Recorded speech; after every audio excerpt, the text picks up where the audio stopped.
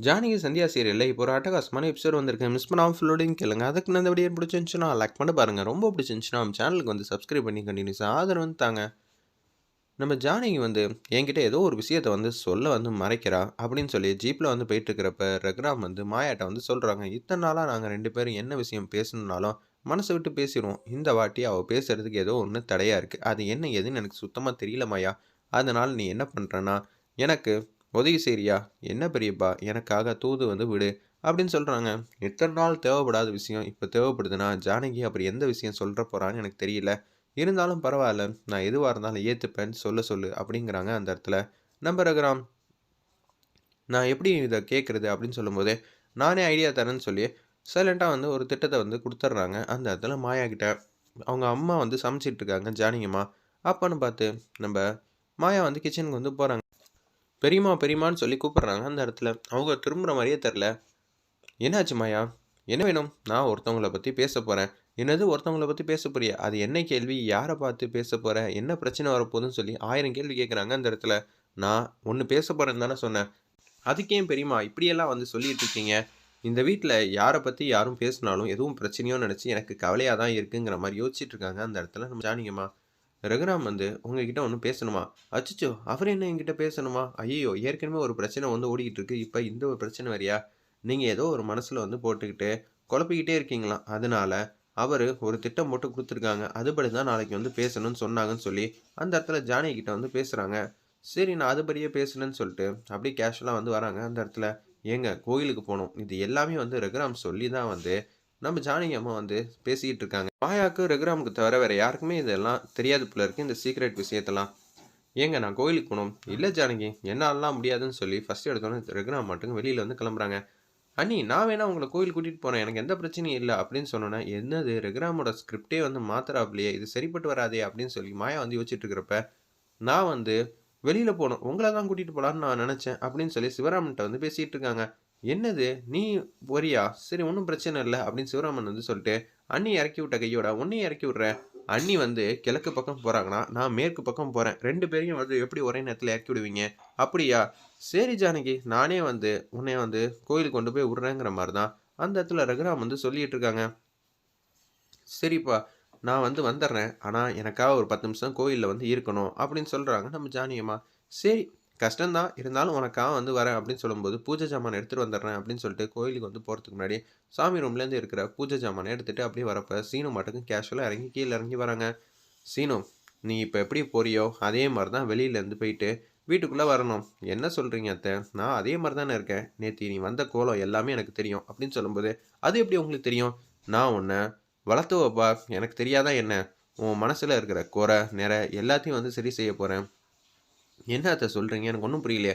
உன்ன பத்தியும், மாயா பத்தியும் பேசப் போறேன். என்ன பேசப் போறீங்க? நீங்க 2 பேரும் சேர்ந்து வாழணும், லவ் பண்ண விஷயம், கிஷோர் சொன்னதெல்லாம் உண்மைன்னு ரகுராம்ட்ட பேசப் போறேன். அத்த, மாமா எப்படி ஏத்துப்பாங்க? எனக்கு ஒண்ணும் புரியலையே! அப்படின்னு சொல்லி கேட்கும்போது, உன் மனசுல இருக்கிறத எல்லாத்தையும் வந்து நான் நிறைவேத்தப் போறேன்னு சொல்லிட்டேன்ல. நான் சொன்னா எதுவா இருந்தாலும் கேட்பாரு. இத்தன வருஷம் வந்து நான் எதுவுமே அவர்ட்ட பெருசா கேட்டதில்ல. எனக்கு ஒரு வரம் தாங்கன்னு சொல்லி கேட்டு, உங்க 2 பேர் காதலையும் வந்து சேர்த்து வைக்க நான் போராட போறேங்கிற மாரி சூப்பரா வந்து ஜானகி அம்மா வந்து பேசுறாங்க. இதெல்லாம் நடக்குமா? நடக்குமா இல்லையா? நீ எதுக்குப்பா கவலைப்படுற? நடத்தி வைக்காம நான் ஓய மாட்டேங்கிற மாரி ஜானகி அம்மா மாஸ் பண்ணிட்டு அப்படியே ஜீப்ல வந்து ஏறுறாங்க. வேற லெவல்ல இருந்துச்சுன்னே சொல்லலாம்.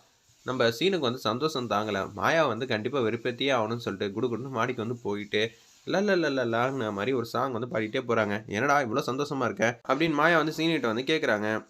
சீனு வந்து பதில் சொல்றாங்க அந்த இடத்துல. நான் என்ன பண்றது? என் மனசுல இருக்கிற எல்லா ஆசையும் வந்து எல்லாருக்கும் தெரிஞ்சிருச்சு. அது வந்து நிறைவேறப் போகுது. என்னது நிறைவேறப் போகுதா? என்னடா ஆசை வச்சிருந்த? எதுவும் பைக் வேணும்னு கேட்டிருந்தியா? அப்படின்னு சொல்லி கேஷுவலா கேட்குறாங்க. ஆமா, இப்ப பைக் தான் ரொம்ப முக்கியமா? வாழ்க்கை. நான் ஒரு பொண்ண வந்து காதலிச்சிருந்தேன். அந்த பொண்ணு எனக்கு ஓகே சொல்ல வேண்டிய நேரம் வந்துருச்சு. அது கனவுல கூட நடக்காது அப்படின்னு சொல்றாங்க. ஏன்னா அந்த பொண்ணே மாயா தானே. அதனால தான் இக்க வச்சு பேசுறாங்க. ஆனா ஜானகி அம்மாவுக்கு வந்து இந்த விஷயம்லாம் தெரிஞ்சா என்ன ஆகும்? சும்மானு இரு. வாய வச்சுட்டு சும்மா இருக்க மாட்டியா? நீ வேற வந்து பழிச்சிற போகுது. இது மாரி சொல்லி எல்லாம். ஏன்னா, நம்ம 2 பேர் மேல அவங்க ஆல்ரெடி சந்தேகம் வந்துருச்சு. நீ வேற கிஷோர் கல்யாணம் பண்ணி வைக்கணும்னு நெனச்சது, ஒட்டுமொத்த வரலாறும் வந்து ஜானகி அம்மாவுக்கு தெரிஞ்சிருச்சு. இந்த விஷயத்த வந்து ரகுராம்ட்ட சொல்ல தான் கோயில்ல வந்து போயிட்டுருக்காங்க. அச்சச்சோ! இதுக்கு தான் நம்ப தூது விட்டோமா? அட கடவுளே! இதுக்கு தான் ஜானகி அம்மா 2, 3 நாளா வந்து சங்கடப்பட்டு யோசிச்சுட்டு இருந்தாங்களா? இப்ப என்னடா பண்ண போறோங்கிற மாரி பேரதிர்ச்சியா யோசிச்சுட்டு இருக்காங்க. இந்த விஷயம் மட்டும் ரகுராமுக்கு தெரிஞ்சா என்ன ஆகும் தெரியுமாங்கிற மாரி அந்த இடத்துல கேட்டுட்டு இருக்காங்க நம்ம மாயா. இத கேட்டோனே வந்து கடுப்பாயிட்டாங்க நம்ம சீனு. "சும்மானு இருக்கியா? நீயும் சொல்ல விட மாட்ட, அவங்களையும் சொல்ல விட மாட்டேன்னா என்ன அர்த்தம்? விடு மாயா, அத்தை எப்படி இருந்தாலும் சம்மதம் வந்து வாங்கிடுவாங்க. எனக்கு ரொம்ப சந்தோஷம் தாங்கல" அப்படின்னு சொல்லும்போது, "முட்டாளாடா நீ? ரகுராமுக்கு வந்து தெரிஞ்சுச்சுன்னா என்ன ஆகும் தெரியுமா? அவங்க 2 பேரோட பிரிஞ்சு போயிடுவாங்கடா" அப்படின்னு சொல்லிட்டு இருக்காங்க அந்த இடத்துல. நம்ப மாயா சும்மானு இருன்னு சொல்லி புல்லட் எடுத்துட்டு அப்படியே மாசா கிளம்புறாங்க. அச்சச்சோ!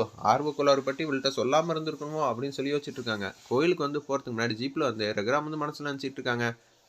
ஜானகி நீ என்ன கேட்டாலும் நான் தரப்போறேன். இதுல என்னம்மா இருக்கு? நீ அப்படி என்ட்ட என்ன கேட்டுருவ? நம்ம குடும்பத்தோட நல்லதுக்காக தானே கேட்ப. எது கேட்டாலும் கேட்க வேண்டியது தானே. இத்தன வருஷம் கழிச்சு உனக்கு ஏன் இவ்வளோ ஒரு தர்ம சங்கடம்? ஒண்ணும் புரியலையேங்கிற மாரி தான் யோசிச்சுட்டு இருக்காங்க அந்த இடத்துல. அப்பன்னு பார்த்து கோயிலுக்கு வந்தோனே மல்லிகைப்பூ வந்து வாங்குறாங்க. அத எடுத்து ஜானகி கிட்ட வந்து குடுக்குறாங்க. வேணாங்க. தலையில ஆல்ரெடி பூ இருக்கு. ஆசையா குடுக்குறப்ப வாங்கிக்கணும். நான் இது மாரி உனக்கு பூ குடுத்தேன்னா, நீ என்ன கேட்டாலும் நான் உனக்காக செஞ்சு தருவேன்னு தானே அர்த்தம். வாங்கிக்க. அதனால தாங்க வேணான்னு சொன்னேன். இது ஒரு தர்ம சங்கடமான சிச்சுவேஷன். நான் வந்து மாயா, சீனு காதல பத்தி கேட்க போறேன். இப்ப நீங்க பூ குடுத்தீங்கன்னா, கண்டிப்பா நான் என்ன கேட்டாலும் நீங்க எனக்காக செஞ்சு தருவீங்கன்னு தான் எனக்கு தெரியுமேங்கிற மாரி தான் யோசிச்சுட்டு தலையில வந்து பூ வந்து வச்சுடுறாங்க. இதுவும் ஒரு பாசிட்டிவ் சைன் தான் அப்படின்னு சொல்லிட்டு கோயிலுக்குள்ள போம்போது 2 பேரும் வந்து ஜானகி பேர்ல அர்ச்சனை பண்ணுங்கன்னு ரகுராம் சொல்றாங்க. ரகுராம் பேர்ல அர்ச்சனை பண்ணுங்கன்னு சொல்லி நம்ம ஜானகி அம்மா வந்து சொல்றாங்க. உடனே ரகுராம் வந்து பேசுறாங்க. சாமி பேர்லயே பண்ணிருங்க அப்படின்னு சொல்லிட்டு சாமி பேர்ல அர்ச்சனை வந்து பண்றாங்க. ஆயா வந்து புல்லட்ல வந்து மாசா வந்து வந்துகிட்டே இருக்கிற மாரி காட்டுறாங்க. ஒரு பக்கம் என்ன செய்யணும்னே தெரியாம வந்து இருக்காங்க நம்ம ஜானகி. இப்ப நம்ம சொல்ல வேண்டிய தருணம் வந்துருச்சு. நம்ம சொன்னா என்ன ஆகும்? எவ்வளோ பெரிய பிரச்சனை ஆகும்? ஒண்ணும் புரியலையே அப்படின்னு சொல்லி ஜானகி அம்மா வந்து தயங்கி தயங்கி வந்து நிக்கிறாங்க அந்த இடத்துல. அப்பன்னு பார்த்து, "என்னம்மா இவ்வளோ தூரம் வந்தாச்சு. என்கிட்ட பேசணும்னு சொல்லியாச்சு. அதுக்கு நான் உன்கிட்ட வீட்ல இருந்தா எதுவும் சங்கடப்படுவேன் தான் கோயிலுக்கு வந்து யாருக்கும் தெரியாம நீயே கூப்பிட்ட மாரியும், நான் வந்து உன்கிட்ட வந்து பேச வந்த மாரியும், யாருக்கும் எதுவும் தெரியாம தானே இங்க வந்திருக்கோம். இப்பயும் சொல்லலன்னா என்ன?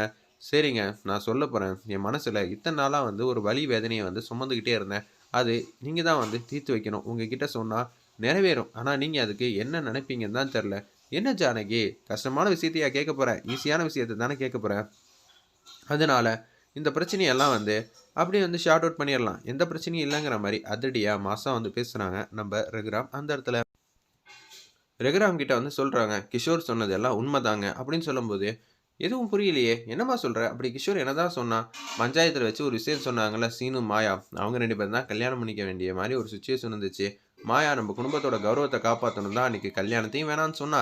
அதே மாரி இப்ப பஞ்சாயத்துல நம்மள காப்பாத்தணும்னு சொல்லிட்டு தான் சீனுவ கூட வந்து எதுவும் கேட்காம மாத்தி வந்து சொல்லியிருக்கா. சீனுவும் வந்து இதுக்கு வந்து நம்ம குடும்பத்தோட கௌரவத்துக்காக தாங்க அப்படி சொல்லியிருக்கான்.